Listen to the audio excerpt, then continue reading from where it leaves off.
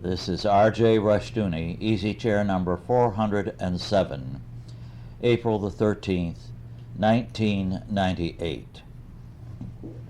This evening we are going to do something a bit different and somewhat unusual. Instead of dealing with some current topic of interest, instead we're going to take the time to inform you of what Chalcedon hopes to do, would like to do, and hopes you will be happy to see us do. Now, before we get into Chalcedon's plans for the futures, let me warn you not to accept it as a given fact that these are the things that will be accomplished simply because we've said so. It's going to take a lot of work and a lot of giving before any such thing is possible.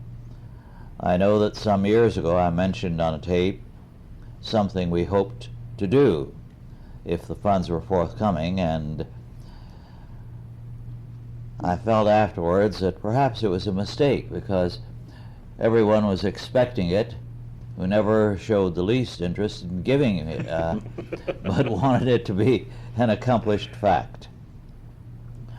Well, our purpose is not merely to print articles about and to promote Christian reconstruction, about bringing the world into obedience under God's law, and to using every means possible to make all things serve their Lord and Creator, their Savior. Well, that's a rather huge purpose, a total kind of purpose. A great many things need to be done to implement that. Talk is not enough. We have in the past year done publishing and writing, held conferences, gone to Zambia to further the work there, and have furthered it in every continent. But now we want to be very specific about what we have in mind. As a result, tonight, those of us here present will discuss the matter, each stressing things that we particularly hope to see accomplished. With us tonight are Brian Abshire, Douglas Murray, Andrew Sandlin, and Susan Burns. I'm going to ask Brian, as one of our two most recent staff members, together with Susan, to lead off, and then Susan to follow. And we would like your reaction to what we've said tonight, and hopefully your support. Brian? Thank you, Rush. I think the next challenge, the greatest challenge perhaps facing Chalcedon as an organization, is how to translate the work that you have done over the past 35, 40 years from an intellectual elite, where you have given us the theological and the philosophical groundwork for reconstructing a civilization. And now I see the main task in front of us as taking those principles and applying them to creating a mass movement. My heart weeps every time I get letters in the mail or I talk with brothers and I see the kinds of churches they're in, the kinds of life decisions that Christians make. Their lives are messed up, their children are messed up, their marriages are messed up, their careers are messed up because they don't understand how God's law ought to affect them on a personal day-by-day level. And what happens is that they're desperate, they're dying literally for the answers that, for example, the Institutes of Biblical Law contains. But it takes a rare sort of individual who can go from a principle into an application. Not all men can do that.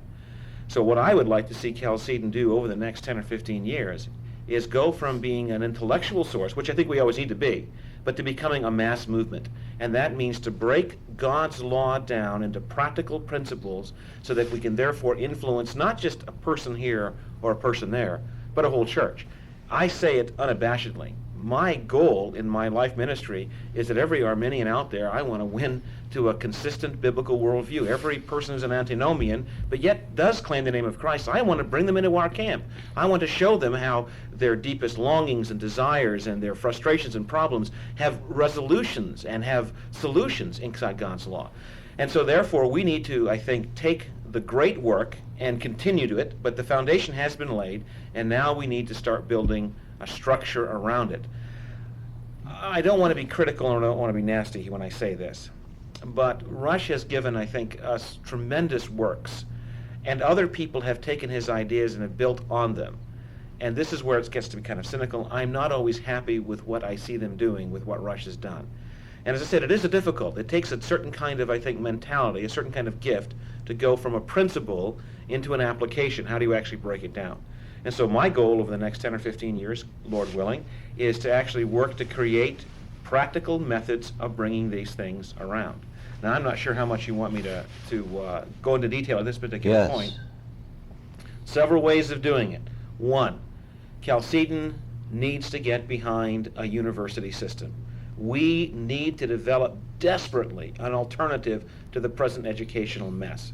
We cannot keep sending our best and brightest young men to state-accredited schools where they will learn all sorts of nonsense, where they will have their fine razor edge ground off by 10 to 12 years of incessant humanism. So therefore, we need to create an alternative.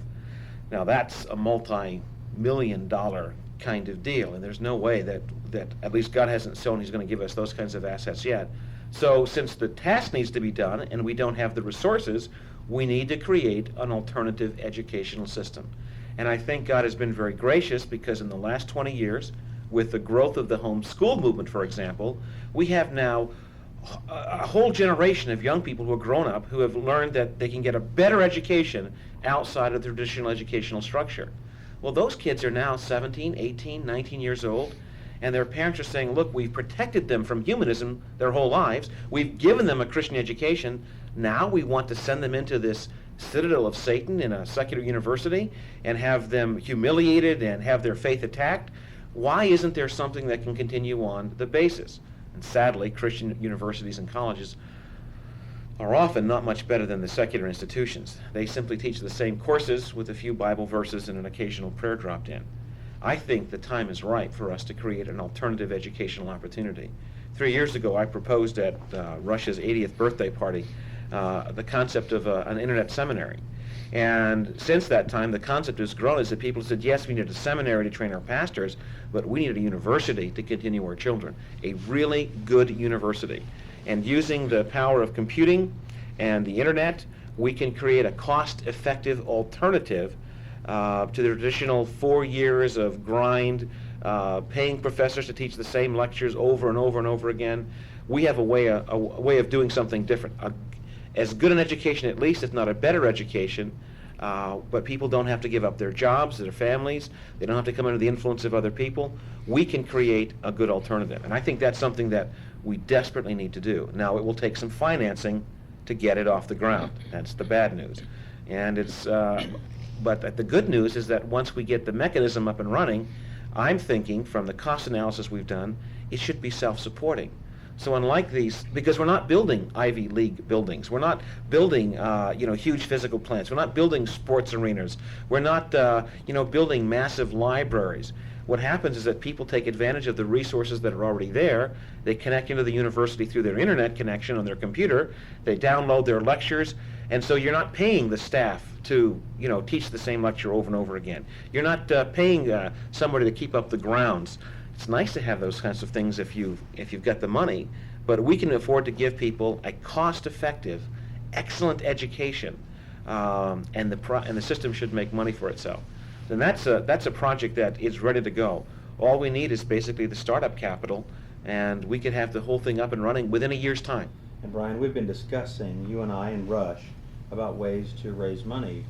We raised money last year for the Zambia trip, and Rush was commenting at dinner earlier that perhaps this year or next we need to work on creating perhaps a sort of a subdivision of Chalcedon for educational endeavors just like this, to get seed money together. And I want to emphasize that Chalcedon is preeminently an educational institution. And I was talking with Mark, I guess it was a couple of months ago now, and he said, you know, something that my father has wanted for 30 or 35 years, ever since Chalcedon started, was a firm Christian, genuine Christian university as an alternative to the paganism and the compromising Christian, so-called Christian institutions around us. And I frankly think that Brian has just the idea to do that, and he's just the man that should be at the helm to carry the ship, the Chalcedon University ship, onward. Others of us will help him, but I think he's got an outstanding idea for that.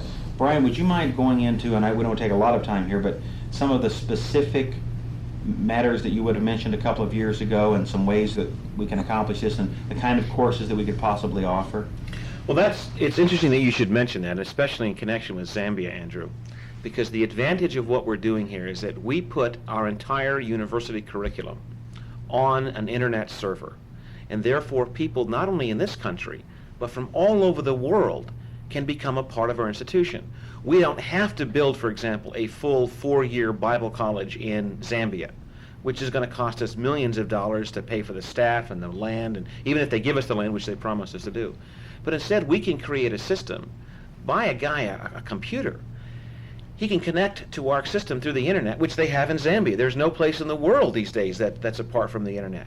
And therefore, we can actually train him in a consistent, comprehensive biblical worldview. What we do is really very simple. We come up with our curriculum. What do we want to teach? What is it that a person ought to get out of a 4-year college education? Then we go out and find the right men, and we hire them to teach the courses. Here's the good news. They teach the course one time. We pay it. This is a free market. We are free market people, right? We pay them a going market rate. We get their lectures. We take their lectures, and by the way, right now it's going to be audio tape, but within just a couple of years, we're going to be able to do full live video. I mean, the technology is already there. It's not quite as cost effective as we want it to be, but we can certainly do this with audio tape. These are put on an internet server. People can then download that particular message in real time, by the way, as opposed to the old days when you used to download a sound file, and if it was an hour-long lecture, for example, it might take you 2 hours to download it. Well, now with various technology, you can actually download it and listen to it at the same time, and make a copy of it if you want to as well. So the individual we've paid a professor, he's written a course, he has course notes, he has a course examination, he has a reading list, and he has his lecture notes that are there in verbal form and audio form. The student can download it, listen to it, he can analyze it, he can listen to it again, he can do the required reading, he can write essays and papers. And then what we do, and this is one of the big scams, by the way, of most colleges and universities, and I don't mean to be nasty about it, but if you've ever been through one of these programs, you've noticed that your professor doesn't actually read too many of your papers. Usually there's a teaching assistant who reads your paper, which is basically one of your fellow students.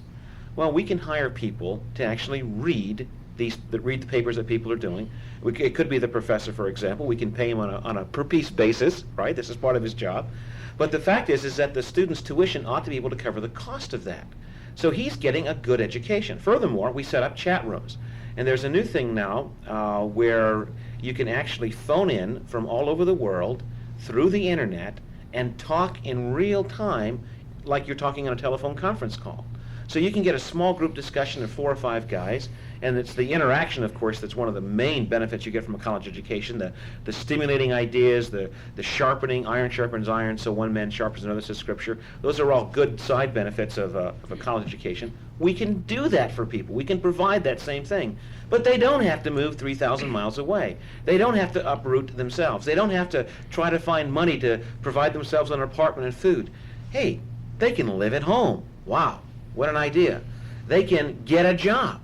Wow, isn't that tremendous? They can get a full 4-year education that's extremely high quality for a fraction of the cost, and they can stay and be a part of their own church, their own family. They don't have to be separated away.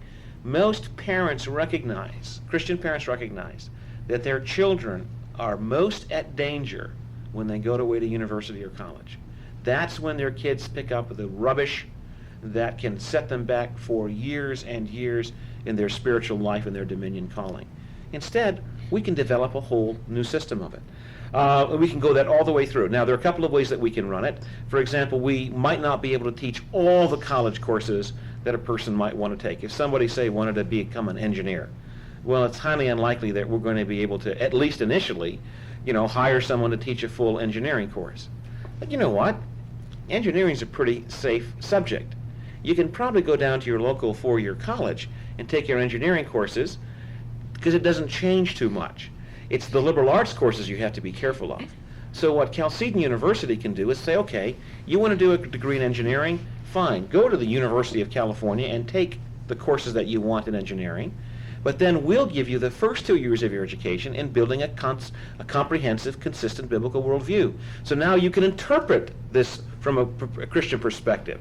So we can add things in. I mean, whatever the case may be. Somebody wanted to be, I don't know, an auto mechanic, I don't know. He can take courses wherever and transfer them in. There's a school in New York that does this. I think is it Regents University? That does the same thing. They don't offer a single course themselves.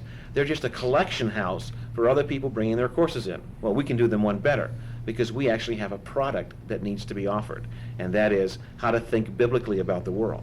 So we can do both things here. And furthermore, because there are a lot of homeschool kids, and they've already learned these things, homeschool kids are already in advance of the average college freshman. Kids 15, 16 years old have completed the first 2 years of work anyway. We can give them advanced credit for it, advanced standing. We can develop standardized tests. What's wrong with that? So our kids, rather than spending $40,000, and that's a minimum cost, by the way, for an education, they could do it for $4,000. And meanwhile, they've saved time, they've saved money, and they've advanced. And they've avoided the humanism. They've avoided the humanism. Public education. I would think too, Brian, that this is going to be cost effective not only for the people buying the product, but for those of us at Chalcedon offering the product, because there's very little overhead here. Yes, exactly. Because we don't have to have, classroom space for this. We don't have to have huge buildings. We don't have to maintain a large library. All we have to do is get the professors to develop the lecture and basically pay someone to maintain the system.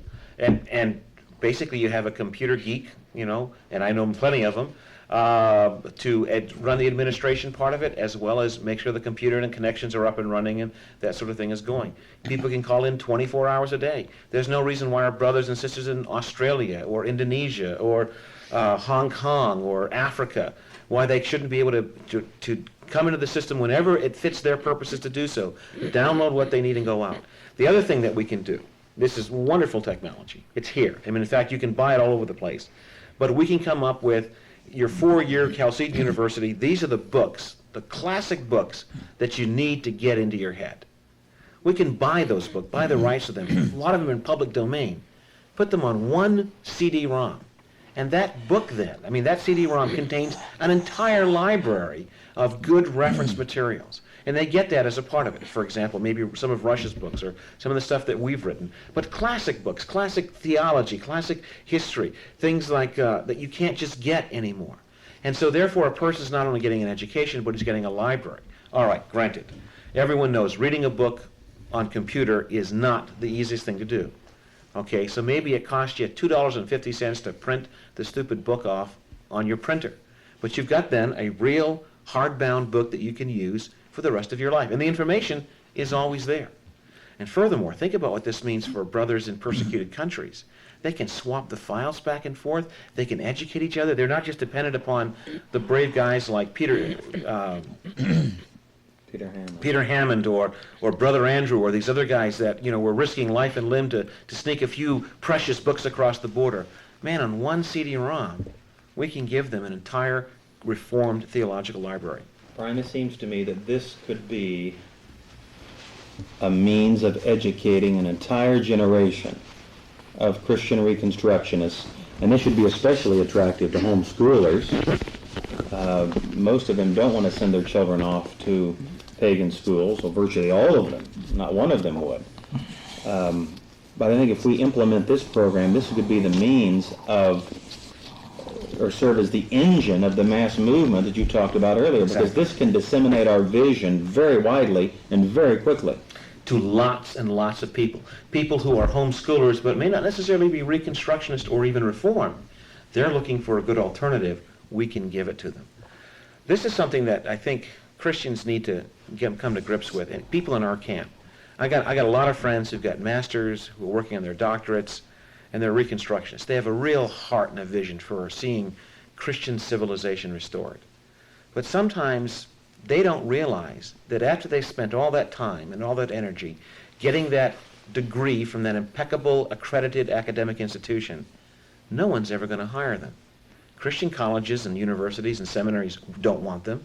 In the secular world, with the politically correct crowd and the rabid feminists and all that kind of stuff, they can't pass through. If they do manage to get a job, they won't get tenure. They won't stay there very long. That's right. We have got to create a parallel institution. It is stupid to send our best and brightest into Caesar schools and expect them to come out untouched. Yes. Very good, Brian. I agree with everything you said, although I would like to correct you at one point when you said we don't need those big, beautiful libraries. Oh, yes, we do, yes. Now, one of our problems is that so many of the best books are disappearing. Yes. And I know one scholar who doesn't share my point of view hunted for a long time for one particular book published about 125 years ago, and he was searching for it in the late 40s of this century. He finally found one copy alone in the entire United States. That's what's happening. A great many excellent works are disappearing. And it does no good to donate very fine books to public libraries. I know some years ago when my By What Standard appeared, this one very zealous woman, a very fine woman, got half a dozen copies and donated them to public libraries, and later discovered that if those copies did not circulate more than so many times in a year, they were disposed of.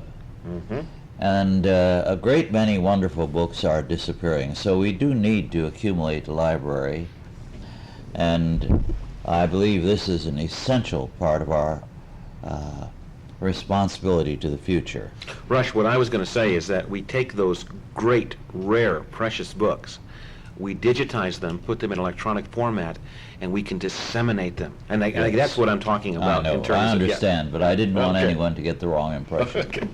Susan, would you like to add your observations to this and speak about what we are doing with the underwriters and how helpful that is? I have a very distinct privilege in being able to be on the phone with people and to hear what they're doing, what they're thinking, and reading the underwriter surveys. And I'm just really impressed at the number of people who are in such complete agreement with Chalcedon and the Ministry of Chalcedon, who share the vision that we express. They often want to know, well, when is that university going to come? And that seminary, when is it going to be? They're waiting for it. The people that I talk to are more willing. There is such a complete openness and willingness to really rethink everything from a biblical perspective. They have abandoned the secular culture. They want to rebuild a Christian culture, and they are looking for instruction on how to do it. They want their children to be active in the next generation. They have sought to train their children. Now there's a whole generation coming up that is college age, and the parents are having to struggle with what do they do with their children. And right now, there are not a lot of opportunities. And in many cases, the children, I think, are staying home and just continuing their education with their parents. Some of the writers that we have been reading in the Chalcedon report are young children who have better thought skills at 12, 17, 16 than I had at 25, 26 after decades of state education. We have so much potential out there, and we have so many people who are behind us and who are really waiting for Chalcedon to give the leadership and the direction for the next generation. It's a very exciting time, and I want us to do it all. I can't think of any ideas that are tossed out that I don't think are, I just want to see us do it all, and I think that 30 years from now, when we do another easy chair, it will be interesting to look back on tonight and see what of the goals that we have as a ministry that God has allowed us to accomplish. One thing that excites me about Chalcedon is that we have now a core of people who share Rush's vision and who are themselves visionaries.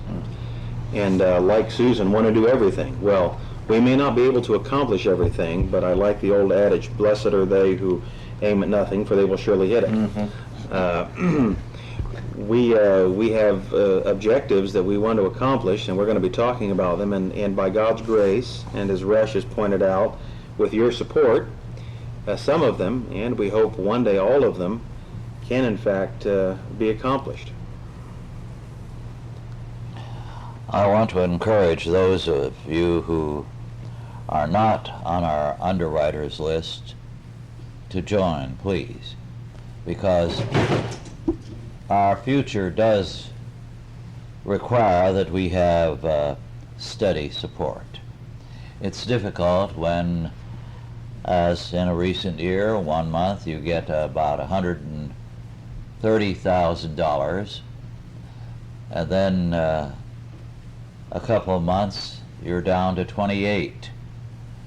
By no means more than halfway adequate to carry on our work. And those of you who are becoming underwriters are beginning to enable us to have a stable financial basis.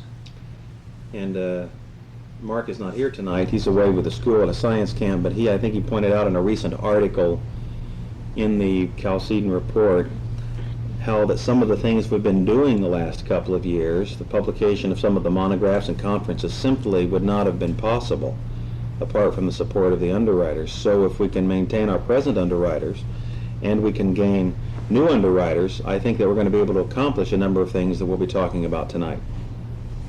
Yes, we do need to have a consistent and ongoing support in order to be able to plan intelligently for the future. And that's why what Susan spoke of, the underwriters, represents so important a fact. We are more grateful to you than we can begin to express, because it does provide us with a growing basis, a foundation that we can count on month in and month out. Now, there is a great deal more that we are going to discuss as we continue. Douglas, would you like to add to what has been said, or ask a question of Brian about what he has said? Well, I would just comment that many commentators on the computer phenomenon have made the prediction that computers are currently rendering governments irrelevant. And I would predict that I don't know if I'm coining a new term here or not, but the cyberversity, which is a university in cyberspace, will render the present government-run education system irrelevant. The economics of the cyberversity are so irresistible that it's an idea that has to go forward. It has to succeed. Governments are out of money. They're deeply in debt. Those that think they have it are hopelessly in debt. Those that don't have it are looking for ways of improving their internal education systems at minimal cost. So the economics of the cyberversity are going to be irresistible, and that will push it harder than anything else, and it will push it worldwide. So I think you've got to, I mean, the implications here are enormous. That's a very important point, Douglas, because recently I saw something put out by one church on the money it needed to maintain its college and seminary system. It was staggering.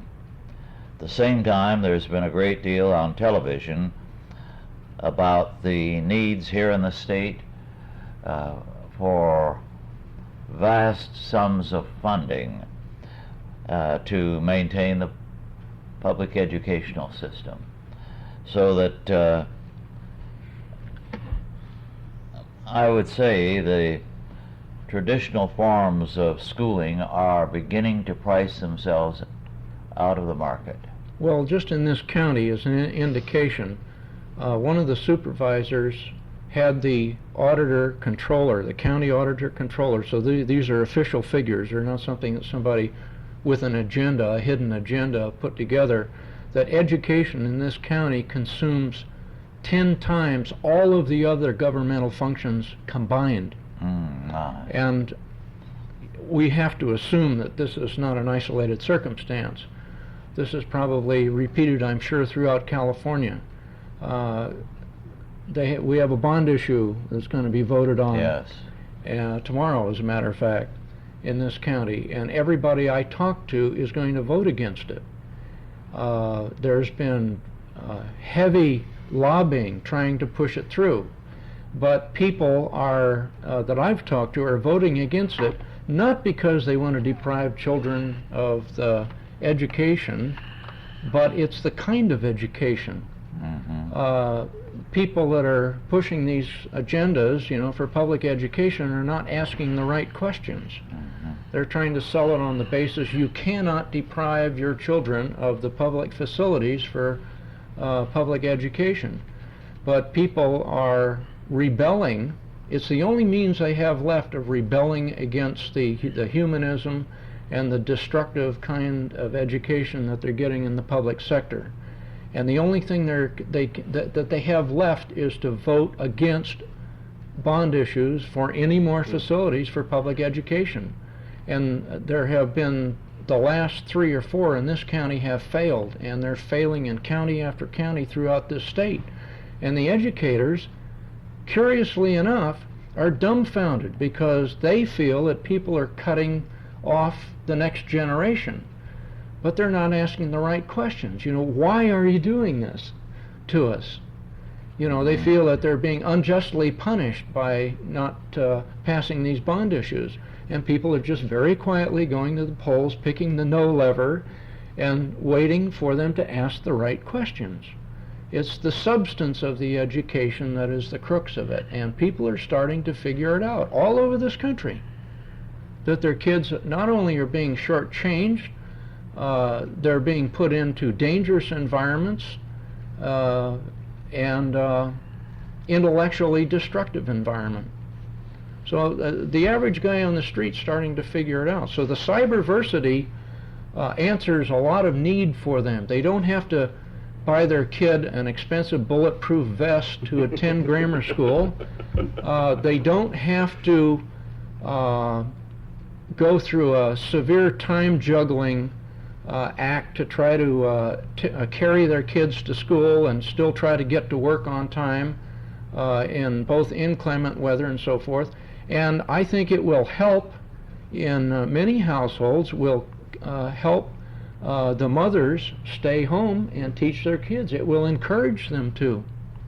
And I mean, that alone is one of those implications which has great merit.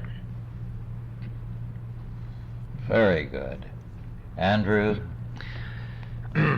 Russia few weeks ago, Mark Rushtuni asked me to devise a vision statement about Chalcedon's future to propose at the board meeting this summer. I'm not going to read that vision statement, but I think it'll be the foundation for how we continue on Chalcedon's work. Chalcedon has been around now over 30 years, and moving toward 35 now. Chalcedon is dedicated to the historic Orthodox Christian faith, but not only the faith intellectually, but applying that faith in all areas of life.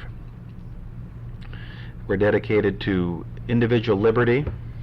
In fact, as Rush has pointed out in his book Foundations of Social Order, the Chalcedon situation, the Chalcedon Creed, was hammered out for precisely that purpose. I think there are two ways that we can do this as a foundation, and Brian has already talked about the second one. The first is to refute all non-Christian and anti-Christian systems and forms of thought, and in addition to that, to demonstrate that the Christian system of thought is the only intellectually possible system of thought. It is the only anchor for all of life.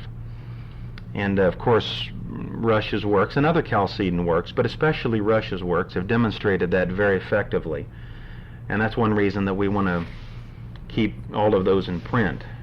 In fact, I think now probably Ross House has in print more of Rush's books than at any time in Chalcedon's history.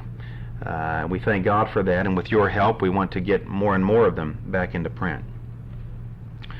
But in addition to that intellectual side, which is absolutely essential, we've got to do what Brian Abshire has pointed out, and that is instruct Christians in how to apply these things in their everyday lives. First of all, in their individual lives. Second, in families. Third, in churches. Fourth, in schools and in business and economics, and of course also in the state.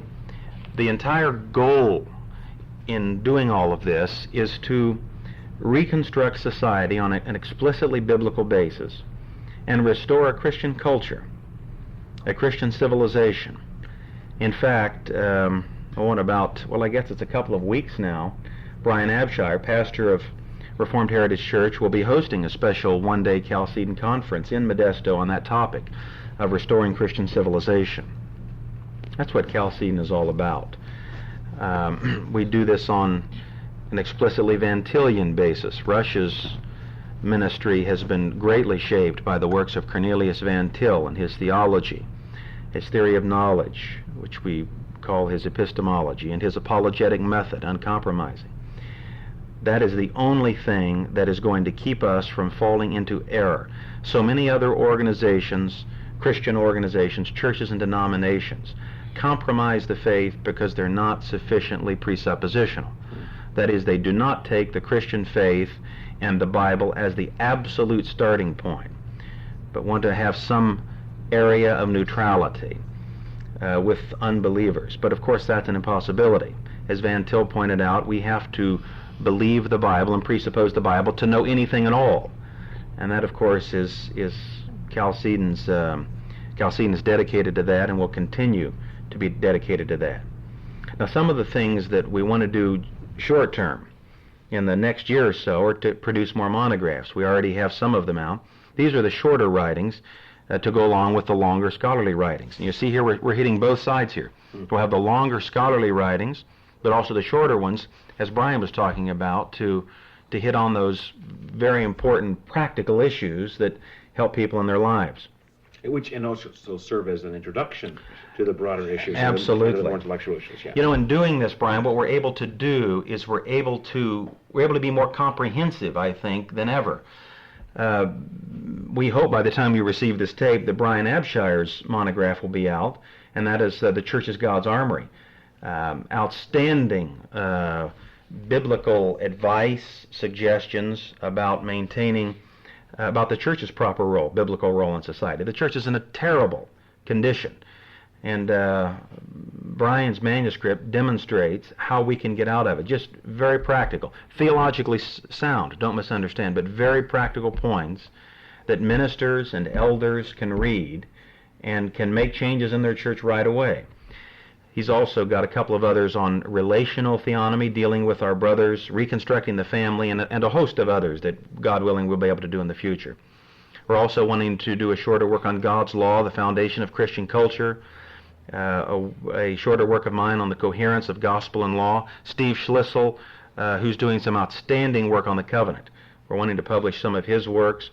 The necessity of maintaining literal six-day creation, and on. We could address that. In fact, we would like to put out, I think Mark and I were talking recently, we'd like to put out 50 or 60 of these titles the next few years. And I believe that we can do that. As far as somewhat longer works, one work that Colonel Donor and Brian were talking about recently when we were eating is a book on biblical masculinity. I think that's a vital topic. As well as a book Colonel and I are working on a manifesto of Christian society. And in addition to that, study guides for Chalcedon and Ross House books. And Brian Abshire will be working, we hope, on a manual for implementing practical reconstruction in daily life. I've seen some of his work on that, and it's just really good. In addition to that, Brian and Mark and Rush and I are working on a Chalcedon lecture series we'll be delivering here beginning in June on the infallibility, interpretation, and study of the Bible. This is a sort of scholarly book that can be used in seminaries, Christian seminaries, not only seminaries, but any sincere, literate Christians, anywhere. After this one, Rush suggested we address the topic of the atonement, another central doctrine of the faith that unfortunately is just being abandoned, even among evangelicals who don't really understand it, have rather sentimental views of the atonement. And then there's a collection of essays I'm wanting to put out on guarding the faith, maintaining historic Christianity in the modern world, and Brian and I will be working together with Rush probably on the title Restoring Christian Civilization. We talked about that, and I could go on and on and on with respect to the book titles that we want to do. But in talking about what I discussed earlier, this two-pronged attack, if we publish the monographs and the books, we're going to be able to really hit on all four cylinders and influence people in all areas of life, the scholarly works and also the more popular works. Andrew, I get calls all the time from men who say to me, I want to teach a Bible study.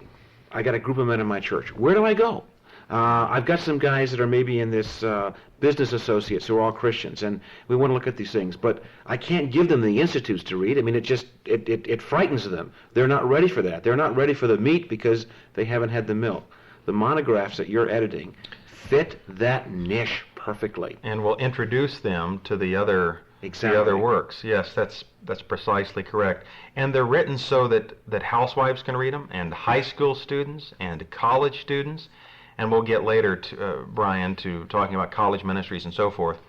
But Chalcedon really is, if you'll excuse the expression, an idea center, an idea factory. And that's how we've influenced people over the years, and that's how we intend to influence them. What we can really do is have an even more comprehensive approach than ever. And Brian, I think that's one thing that you are really going to make a contribution in, really extending that not only the scholarly side, is essential though that is, and we will always be that by God's grace, but also applying those scholarly things in everyday life so that people can reach them and apply the faith and exercise practical reconstruction and the reconstructive task. Well, we can go on from there, and Brian, maybe we can discuss some things. Rush, if you don't mind, there are a couple of other things that we wrote down here that perhaps Very good.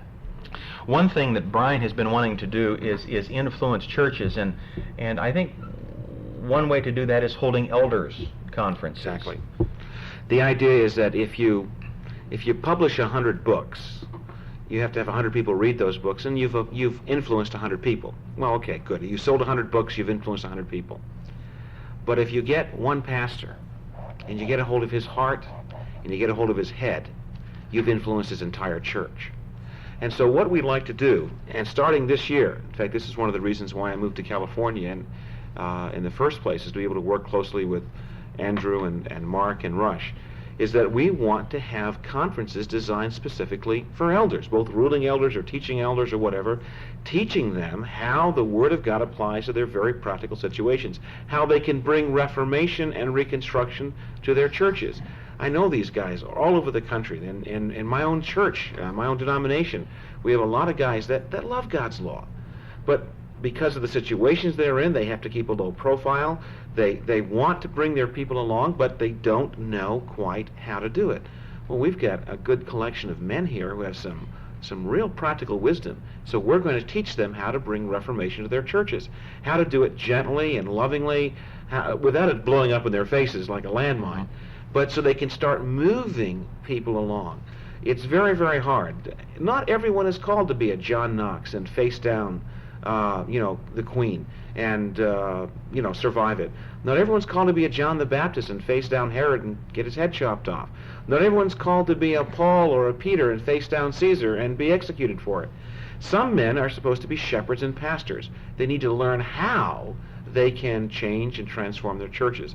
The elders' conferences will run these, 3, 4, 5 times a year. And we'll bring people in for 2 days during the week. After all, pastors only work 1 day of the week, so they could come during Tuesday and Wednesday. We'll have an intensive time of practical application. Again, emphasis on taking the great theoretical foundation and then showing men how it actually works in their churches. We'll pump them up, give them encouragement, let them know people love them and encourage them, and then send them back into their churches. And this is really a means, as you mentioned earlier, of influencing a large number of people with relatively little investment, because if we're able to influence pastors, and they're able to influence their flocks, this is another means, along with the internet, the Chalcedon University and Seminary idea, of getting our ideas disseminated very quickly and influencing society. And if they take those practical truths, the pastors take them, if they teach them in the church, and the church members take them, and then we get a sort of a snowball effect, more and more pastors get involved in more and more churches, we're going to have a huge effect. And there are churches out there right now. One thing I wanted to mention about churches, we do have some support within some of the standard mainline Reformed denominations, but frankly, Chalcedon's support among churches basically is among the independent churches, or churches only marginally associated with other churches. And many of them are just crying out for the Orthodox faith and for Christian reconstruction and what Chalcedon is teaching. And I think, Brian, what you're talking about is just perfectly suited for churches like that. Others have denominational programs and they may look down on us. Now, we would like you to get involved if you're like that and you're listening, but the point is the more independent churches of various Orthodox denominations are committed to learning more about Chalcedon and applying the faith, and I think these are just an ideal way to do that. Well, Reformed people might not like to admit it, but the fastest growing segment of the Christian community are charismatics. You can criticize them all you want, you can criticize their theology, but they are out there doing things. If we can influence them, if we can help to show them how the Bible relates, how it fits together for them, and a lot of these people are aching for it. They've had their experiences, they've had their big emotional kinds of things, and now they're saying there must be more to that. These are some of the most motivated, sincere, and dedicated Christians I know. Now, obviously, theologically, I've got some problems with where most charismatics are at, but this is a method and a mechanism for taking these brothers and ministering to them, instead of just slamming them because they may not have all of their crosses, dotted and all that sort of thing. Instead, what we can do is we can minister to them. We can have an influence there. And the mechanism, guys like you, Andrew, will be producing the heavyweight artillery. Guys like me will be showing them how that artillery applies to their situation. And the ones that I've been exposed to, charismatics and others, they have been so open to the truth. Exactly. It's interesting, Rush. I talk with one of these men now, is firmly Reformed. He said, "Do you want me to tell you the reason that we're dedicated to Chalcedon and Christian Reconstruction? 20 years ago, when our church was a flaming charismatic church, we invited R.J. Verstuni to come. He didn't poke fun at us. He didn't look down on us. He simply spoke the truth very quietly but firmly. And because of that, we listened to him, and we've become Reformed today." One thing that Rush has taught us is you never win anybody over by spitting in their face. And we've won an entire or not an entire generation, but a large part of the generation of charismatics over to the Reformed faith just by following that method. And we want to be friends to all Orthodox churches and Orthodox individuals who want to know more about the faith and applying the faith. And Brian, just what you're talking about is a vehicle for doing that. Exactly. Similar war story. In Wisconsin, my last church, we used to run citywide biblical counseling seminars for pastors. Basically teaching pastors how to apply the Word of God to real life problem situations. 3/4 of the people who came to those seminars were charismatics. My Reformed Presbyterian brothers could not be bothered to make the time available, even when I asked them to come and help teach it, because they've got the right theology, the theology of sanctification, the Reformed doctrine of sanctification. Weren't interested, didn't want to get involved, don't want to do that. The people who wanted it, and so God brought the people that he wanted it to be there, and we were able to minister to those folks. I have a couple of those guys are still good friends of mine, and you know, when I slip them a Chalcedon report or I give them a monograph, they're interested, they're reading it, and they're asking for more. We can do this. We have a responsibility to do it. Yes. One thing that's always impressed me about Chalcedon, and if you've ever read the back of the Chalcedon report on our ministry statement, it says, "We exist to serve all Orthodox churches and denominations." And for that reason, we've been able to have a huge influence beyond the Reformed community. Now, everybody at Chalcedon is thoroughly Reformed, and nobody at Chalcedon is charismatic. However, we're open to all those who want to hear the truth, and we want to influence those. Another thing, taking a step beyond this, is various groups of churches, not necessarily starting a new denomination per se, but alliances of churches who can get together, and this no doubt would be the result of elders conferences, but churches I know of that want to get together to do projects, like-minded churches influenced by Chalcedon. It's amazing how we can have a snowball effect if we can just influence individuals, and particularly pastors and churches. Well, I'd like to take a minute or two to call attention to something that is very commonplace today.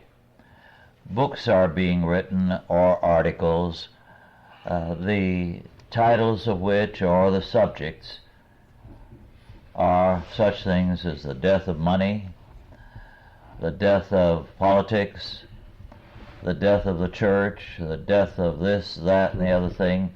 In other words, more than a few people seeing the end of the road for everything that is commonplace in our culture, in our civilization.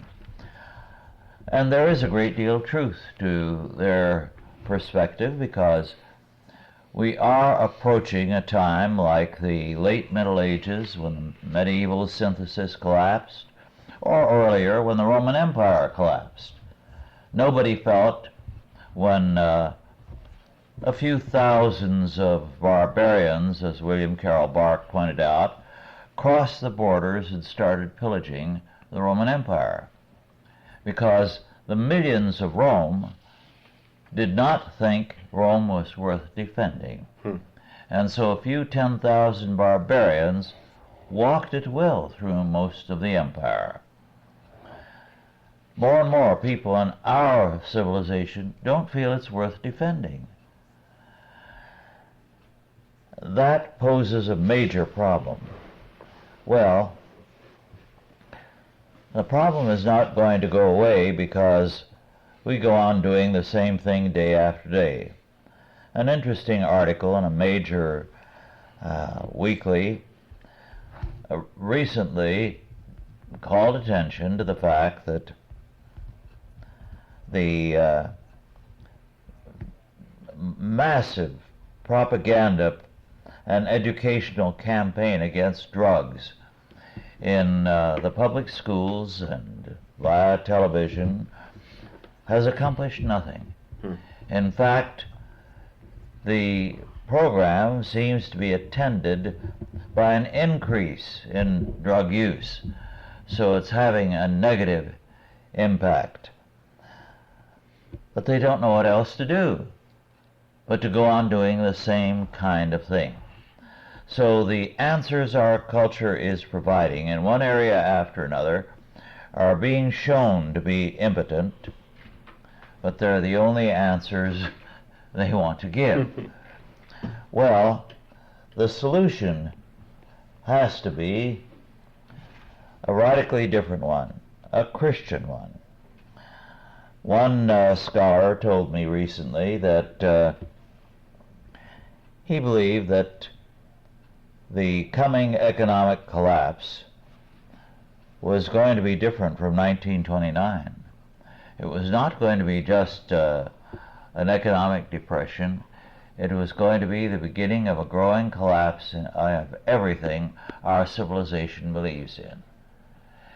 That we would have to come out of it, perhaps in 50 or 100 years, with a totally different perspective, a different kind of world, different priorities, a faith that relates to these problems in a very, very emphatically different way. Thank you very much for listening. We will continue with this subject in Easy Chair 408.